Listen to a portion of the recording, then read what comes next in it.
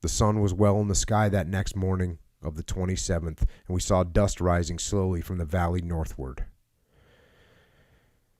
So then they get approached by a young officer that had been out scouting what was happening. A young officer flung himself off his horse. He was Lieutenant Bradley, Chief of Scouts. Early this morning, scouting in the hills on the east side of Little Horn, Lieutenant Bradley had come across a battlefield dotted with the white bodies of dead men. He had counted more than 190 dead. He was certain that Custer was among them. Apparently no white man had escaped. One or two Crow scouts, notably young Curly, had reported at the steamer far west at the junction of Little Bighorn and Bighorn the day before.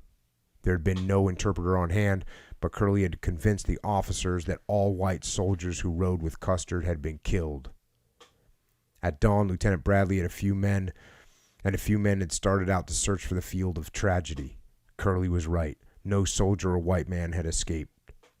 A little later, the slight figure of bearded General Terry, with his staff and a small escort, arrived on the hill. There were tears running down his cheeks when he spoke.